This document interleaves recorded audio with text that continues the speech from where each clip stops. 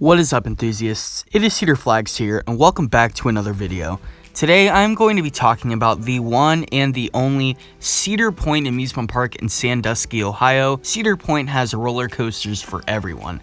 They have 17 thrill machines for all ages. They have kiddie coasters, they have coasters that go upside down multiple times, and they have some of the greatest airtime machines in the world. Cedar Point really does have it all. And a lot of people will come up with lists after a visit or two and figure out what they like more than others. And so this is my version of the list. So let's get started. First, we're going to be talking about Gemini. It consists of 2 dueling tracks, and the thing I really like about this is you could easily get a cool ride where you're sitting on one side and one of your friends or family members are sitting on the other. During the ride, there are also plenty of opportunities where you could actually high-five the person on the other side, and I think that's a pretty cool experience. And since you're right next to the other train the entire time, it truly is a competition to the finish. Now, in the terms of the actual layout of the roller coaster, if it was just a singular track, it wouldn't really be that good of a ride, but I gotta admit that the dueling aspect really put it on the list for me, just because it's an overall fun experience. Coming in at the 9th spot is Rugaru, the B&M floorless coaster at the park. This actually used to be a B&M stand-up roller coaster known as Mantis, and I gotta say, this is still a pretty good ride. It's very smooth, and even though there are a couple very snappy elements like that corkscrew, there are still some very fun parts of this ride. Like that first loop is absolutely incredible. It is the tallest loop in a park, and I got to admit, I love that loop. I cannot get enough of it. Of course, the part of this ride that makes it incredible is that it's very forceful. The positive G's on this ride are absolutely incredible. You will be pinned down to your seat the entire ride, and if you enjoy rides like that, Rugaru is the ride for you. Soaring into the number 8 spot is the B&M dive coaster at the park, Valraven. This is one of the newest coasters at the park, opening up in 2016. And I gotta admit, my opinions on this ride have definitely changed. My favorite row by far is the front row. If you get a middle or back row, you'll still get a pretty decent ride, but the front row is an absolutely unforgettable experience. The elephant in the room is that gigantic first drop with the holding brake on top that releases you after 3 seconds, and after that follows a couple of long drawn inversions like a dive loop in Immelman and a 270-degree 0G roll. And I have to admit, all of these elements are extremely fun. It's not the most forceful and back-to-back roller coaster, but if you like good inversions and good views of a park, well, you're gonna love this ride. Coming in number 7, Kicking the Sky is the 3rd consecutive B&M on this list. It is the B&M invert at the park, Raptor. That loop at the beginning, that is an absolutely insane loop. You get whipped right over that. Following are a couple of whippy elements. Of course, they're not too whippy, but they're still extremely fun. And if you're sitting near the back, like I said, you will get whipped every which way, and especially if those last 2 corkscrews, you will be flying over those. It truly is an unforgettable experience, even compared to some of the other giants at the park. Now, most people will tell you that age definitely affects the quality of a coaster, but a roller coaster that will never be outdated is Magnum XL200. This is the hyper coaster at the park, and being built in 1989, it was the first ever hypercoaster ever to exist. In 2019, they added a few more effects to the ride. They brought a very retro feel to it on top of what they already had. There's some of those tunnels where you'll get those special effects, especially that final tunnel. That final tunnel has everything. It has fog, it has lights, and it even has some pretty cool sound effects. And a little bit more of those effects, and this might be even higher on the list. Actually, going for the ride in general, this ride delivers some incredible airtime, and you really do forget that this ride was built in the 80s. It flings you out of your seat on some of those hills. This ride is definitely one for all ages, people who love the classics and people who love the new ones. Magnum XL200 is truly an ageless ride.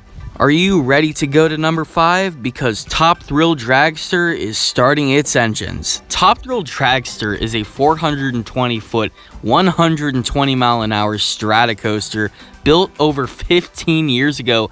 That first launch is absolutely incredible. It is speechless, and you can't even say anything. All you can do is just put your hands up and enjoy it. That packs an absolute punch.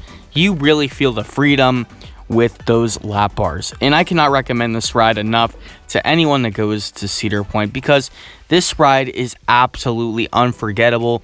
It is 17 seconds, but it will be the best 17 seconds of your entire life. Soaring into the 4th spot is Gatekeeper, the B&M wing coaster at the park. It is in the front of the park, and it interacts with the front entrance. The front entrance consists of 2 keyholes, and the ride actually flies through it. Tell me that's not awesome. But anyway, this ride is much more than a one-trick pony. It also includes a wing-over drop and 5 other inversions. The pacing on this ride is also pretty good, and the elements just fit well with the environment of the front of the park.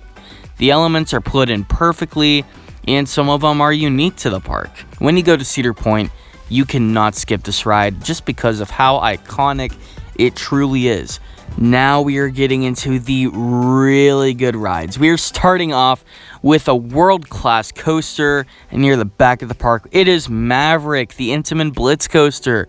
In 2007, Cedar Point made a huge investment to make a low-to-the-ground coaster that provides back-to-back whippy elements and a multi-launch. That is right.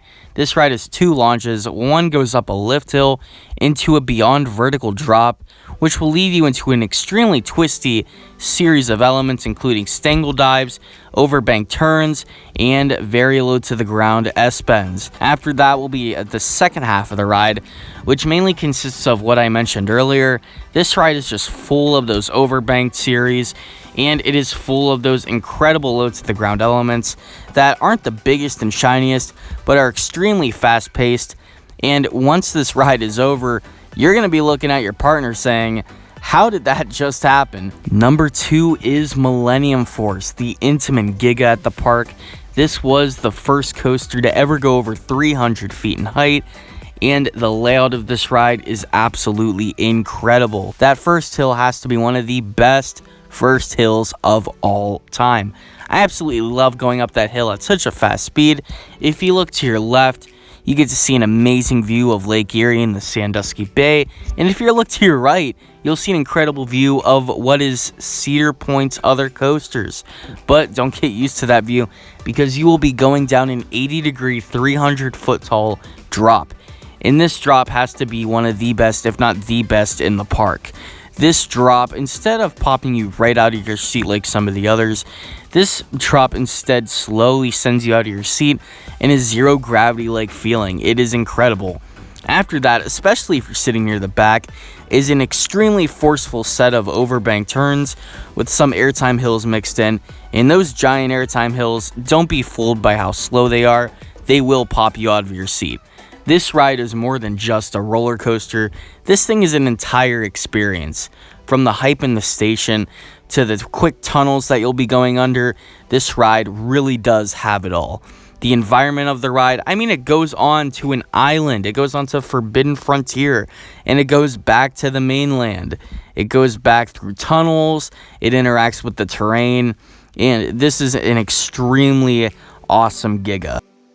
This is not just my second favorite ride at Cedar Point, but one of my favorite rides of all time. Even rides like Fury 325 and Intimidator 305, of course, in my opinion, don't compare to the full experience of Millennium Force. And there are few and far in between that could beat an experience like Millennium Force. But if there is a park that's going to do it, it's going to be Cedar Point itself. And Cedar Point definitely did that in 2018 with the number 1 spot, which is Steel Vengeance. The newest ride in the park is the first ride in the park from Rocky Mountain Construction. It is a hyper hybrid and is also a steel conversion of the old Mean Streak. They turned an old rickety wooden roller coaster that had few and far in between elements with a very rough layout to what is probably one of the best, if not the best coaster on Earth. This ride is extremely smooth to start out with and has the most airtime out of any coaster in the world. This is unbeatable in my terms of standards, and this ride just has element after element after element. This ride really showed other amusement parks what is up and what the current community of enthusiasts want. The thing that I think is really cool about this ride that I haven't mentioned is that the first half is completely different from the second half. That first half will give you long sustained moments of ejector airtime, while that second half will give you lots of quick elements throughout the rest of the structure. And did I not mention that this ride is over a mile long? Steel Vengeance is going to be a very tough egg to crack. If Cedar Point wants to beat Steel Vengeance in the future, it is going to take incredible research and a lot of creative minds. But for now, Steel Vengeance is the king in my opinion, and of course it will be very hard to beat that, but I do believe that Steel Vengeance is currently at the top of the list. But what do you think is at the top of the list? Let me know down in the comments below. Tell me what your favorite ride at Cedar Point is, or your least favorite, or maybe your second, third, fourth favorite. I just want to see your comments. I want to see what your opinions are. But anyway, this is Cedar Flags, and I will see you guys all later.